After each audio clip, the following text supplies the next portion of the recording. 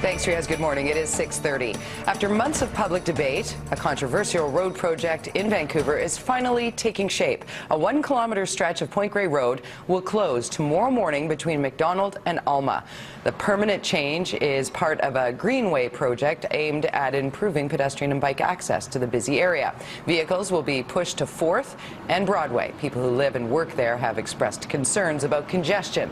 The Kitsilano Chamber of Commerce may still take legal action against the city.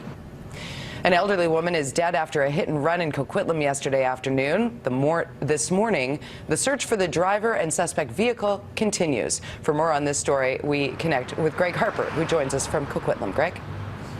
Good morning, Jody. Yeah, here at Austin Avenue, right near Schoolhouse in Coquitlam. Behind me is where this hit and run took place. Police say it was around 2 o'clock in the afternoon when an elderly woman, an 89-year-old woman, was hit in the driveway of a home. She was rushed to hospital where she later died from her injuries. She lived at the home with her son, who operates an acupuncture business, and neighbors say she acted as a greeter.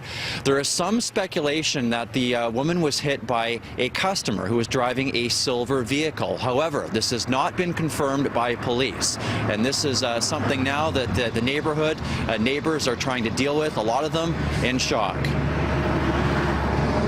The car drove away and one of our friends tried to stop it, and they didn't stop, and they got to a red light, but by the time he got to the car, the light had turned green, so the car got away.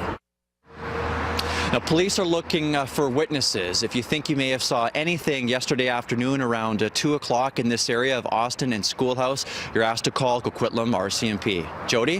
Sad story. Thanks very much. Greg Harper reporting for us live from Coquitlam this morning. Police are investigating the possibility a medical condition caused a brutal crash in southeast Vancouver. An 82-year-old man died in yesterday's accident when his car hit 2 other vehicles at Kerr and Marine Drive. The other drivers were taken to hospital with minor injuries. Ahead of what's expected to be a great weekend to get outside, the Canadian Avalanche Centre has a warning for outdoor adventurers in BC about blue sky syndrome. The warm weather and clear skies in the forecast around the province mean the risk of avalanche is high. The mild conditions will destabilize the snowpack for most of BC mountains, including those in the sea to sky region. Now, more than ever, the CAC is warning those with no avalanche training to stay in bounds in areas monitored by a professional. The warning is in effect until Monday.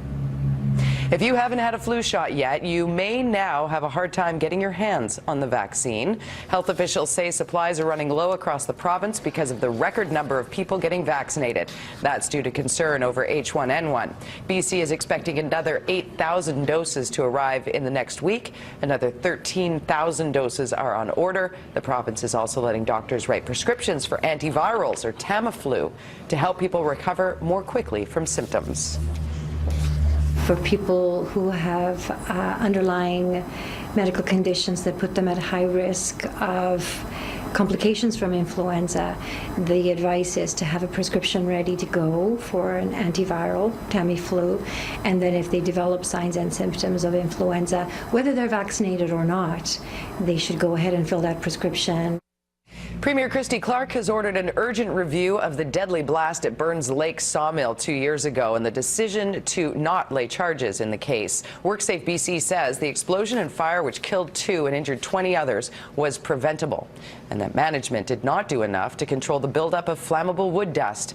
The Crown has said no charges would be laid because WorkSafe BC did not follow proper criminal investigation procedures. The Premier says her Deputy Minister will report back on how the case was handled, but he will not second-guess the Crown's decision. They made a decision, and I'm obligated to respect that decision.